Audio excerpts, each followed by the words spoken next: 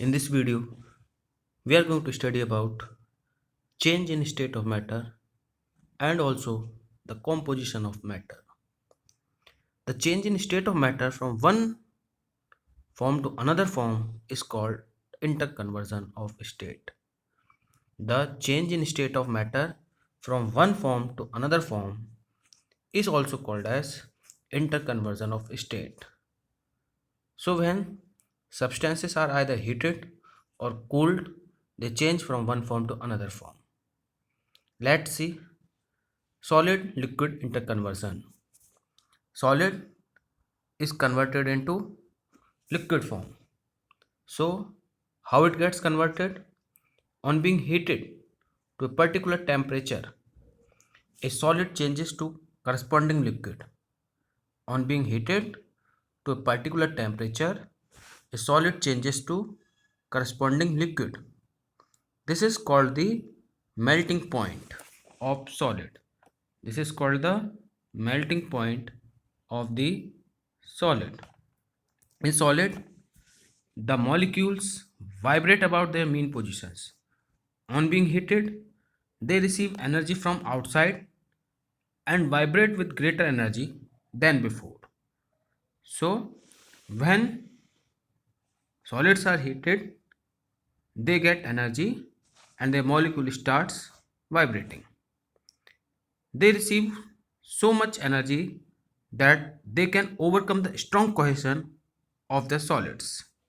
As a result, the molecules become labile and solid melts down. Means they starts moving and the solid starts melting. Temperature at which solid melts is known as its melting point. What is melting point? The temperature at which a solid melts is known as its melting point. For example, ice melts at 0 degrees Celsius, carbon at 3550 degrees Celsius, aluminium at 660 degrees Celsius, and iron at 1535 degrees Celsius. So these are all their melting points. On being cooled, if we cool it, a liquid changes into corresponding solid. At the temperature is called as freezing point. So when a liquid is cooled, it changes back into the solid form, and that temperature is called as its freezing point. The change in state from liquid to solid is known as freezing. When a liquid is cooled, its molecules lose energy and move near each other. As a result, cohesion increases and the liquid solidifies, means it gets frozen. The freezing point of a liquid is same as the melting point of the corresponding solid. Thus, water freezes at 0 degrees Celsius. As ice melts at 0 degrees Celsius, both ice and water exist together at same temperature. This also implies that substance will exist in the solid state only below and in the liquid state only above its melting point. Thus, substances ordinarily existing as solids, example carbon, aluminium, iron, gold, etc., have melting point higher than room temperature. Same way, substances ordinarily existing as liquids have melting point lower than room temperature. Next is liquid gas interconversion. A liquid is being changing into gaseous state. When a liquid is heated to a particular temperature, it forms bubbles throughout its bulk. This phenomena is called as boiling, and the corresponding temperature, the boiling point. At its boiling point, a liquid gets converted faster into gaseous state. That is why we see all the bubbles. On being heated means when liquids are heated, the molecules will move still farther apart and the intermolecular force becomes so weak to hold them together, and a gas is formed or the liquid changes into gaseous state. Common liquids: water boils at 100 degrees Celsius, ethyl alcohol at 78 degrees Celsius, glycerin at 290 degrees Celsius. However, a liquid slowly evaporates, that is, changes into vapor even without boiling. So, we can also see that water evaporates when it is left open. A substance will exist in the liquid state only below its boiling point. So, when a substance in the gaseous state is cooled, it will change to corresponding liquid below its boiling point.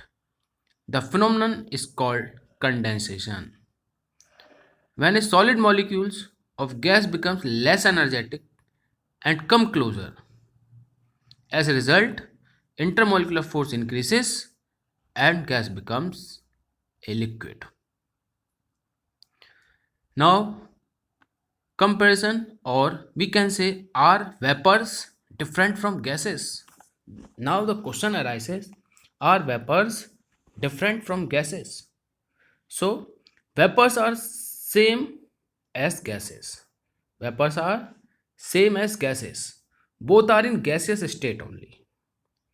Substances that ordinarily exist in gaseous state, example hydrogen, oxygen, nitrogen, etc., are called gases in this state. However, substances that ordinarily exist in solid or liquid state are called vapors in gaseous state. Thus, in gaseous state, sulfur is in solid state at ordinary temperature and turns into vapors when its temperature is higher. So, there are also some of the solids which directly changes into vapors without melting. There are certain solids which directly changes into gaseous state, we can say, or that vaporizes directly without changing into liquid form, are called as sublime substances, and that phenomenon is known as sublimation. That phenomenon is known as sublimation.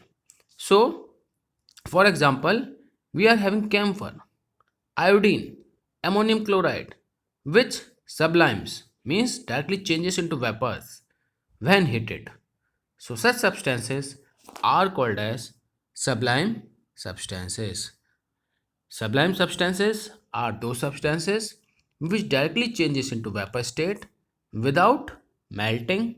Such process is known as sublimation. Now let's study the composition of matter. Matter is ultimately composed of elements. It is composed of elements. A substance that cannot be split into simpler substances by chemical means is called an element. A substance that cannot be split into simpler substances by chemical means is called an element. Example: hydrogen, nitrogen, oxygen, sulfur are all elements. Elements are represented by their symbols. Thus, hydrogen is represented by symbol capital H, nitrogen by capital N, oxygen by O, carbon by capital C, and so on.